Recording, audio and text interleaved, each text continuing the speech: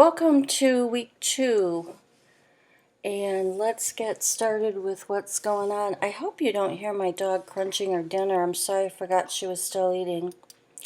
Anyway, back to the discussion board. Great discussion, great replies. I really enjoyed reading them.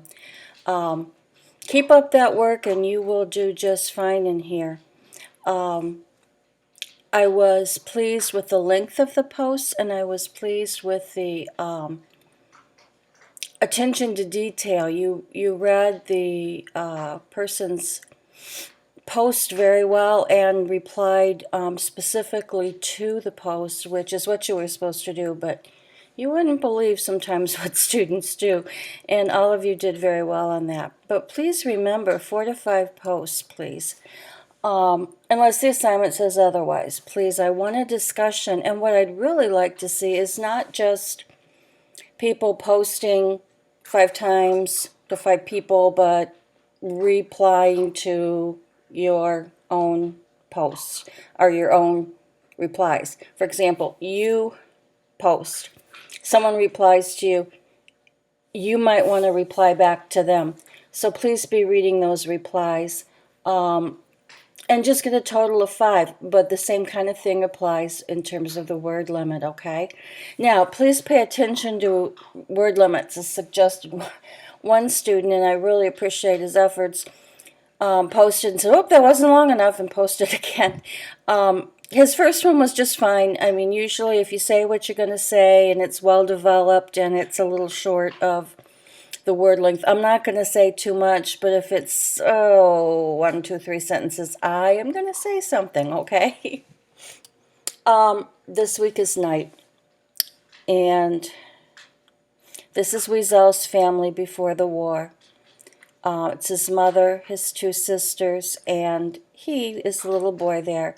His little sister, Zipporah, hadn't been born when this picture was taken. His mother, as you will find out, died in the crematoriums, or the gas chambers, and then in the crematorium.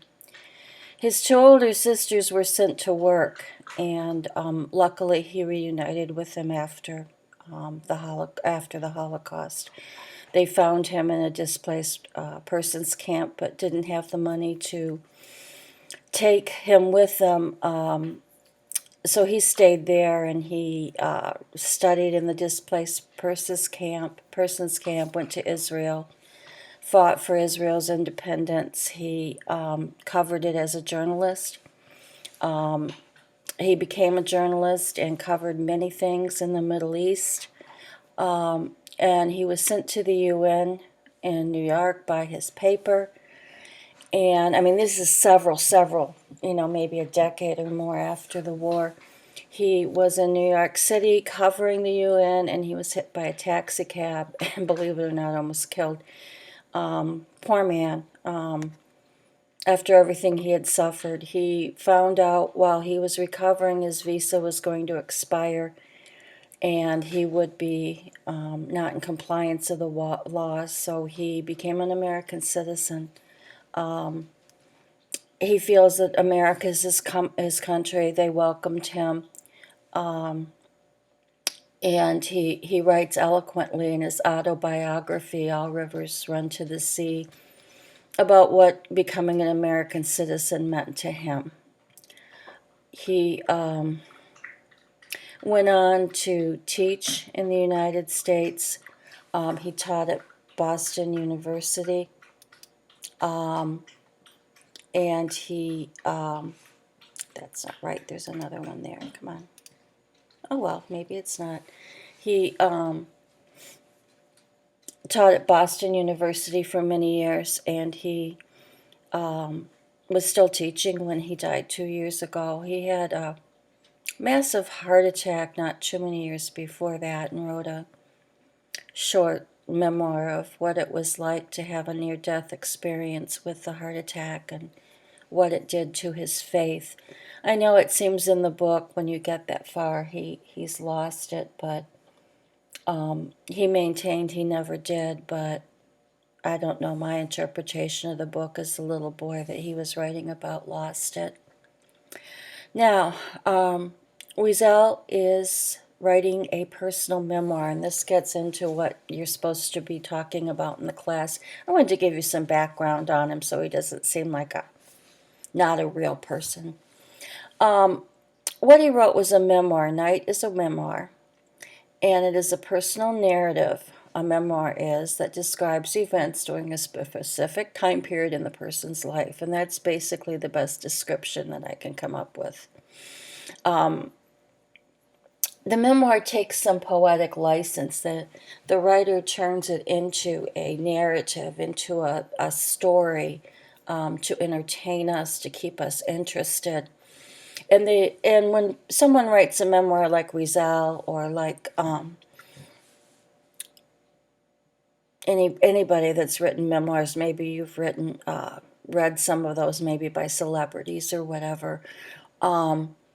They use the characteristics of a setting, a plot, characters, and theme. The settings where and when it took place. The plot is what happened. The characters are those are involved that create the plot. And then the theme is the message of the book. This is what I was looking for. In his life, this is, to me, is one of the most important quotes that he ever said. He said this during his Nobel Prize acceptance speech. He won the Nobel Prize for Peace Prize in 1986, and he said, "I swore never to be silent whenever and wherever human beings endure suffering and humiliation. We must always take sides. Neutrality helps the oppressor, never the victim. Silence encourages the tormentor."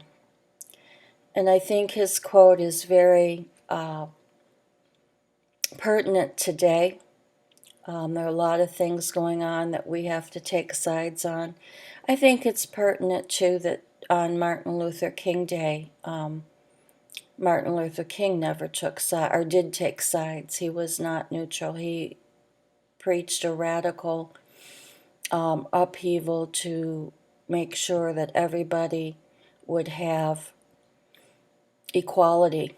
Unfortunately, King's dream hasn't been fulfilled, and neither has Wiesel's, that we have to take sides. Too many people sit on the sideline. And we'll come back to this quote as we talk about decisions that the German people made. So you're thinking, okay, get to the assignments, lady. Okay, you're going to take a quiz on Night. That's assuming you've read it. Okay. And then there's a log due by Sunday, the 21st at 11:59 p.m. Now, you're going to need the book read at least by Thursday, and by the time you take the quiz is due Sunday night also, because you're going to have to, on Thursday, describe a scene on the discussion board that upset you, a scene from the book, and explain why. Be detailed. Explain the scene in detail and explain in detail why you felt that way. Don't just say, oh, it made me sad. Try to find a scene that touched you deep down on many different levels and write about all the issues that came up that upset you. And that should be like the first paragraph. The second paragraph is where you should compare it to the film Night and Fog that you viewed last week. Now, these two things I said you can write them as two paragraphs. Some people are able to do it at the same time. I've seen some very eloquent posts from students where they combine both of them, but I'm not asking for that. If you can do that and you want to do that, by all means, don't feel limited by my saying write two paragraphs. That's it for this week. Remember, Thursday, the first post is due. Sunday, your log, your quiz, and the replies are due. Remember to reply to people who replied to you. And I think that's about all for next week. If you have questions, you know where to find me on Remind. I'm all caught up, I believe, with Remind messages. And I apologize for this being posted late in the day on Monday. I tried to get them out earlier, but I had a medical procedure this morning and was too groggy till just now to get this recorded. Oh, and your posts from last week are graded, and I did that before the medical procedure, so don't worry that I was groggy when I was doing that, okay? I'd never grade after anesthesia. Talk to you next week.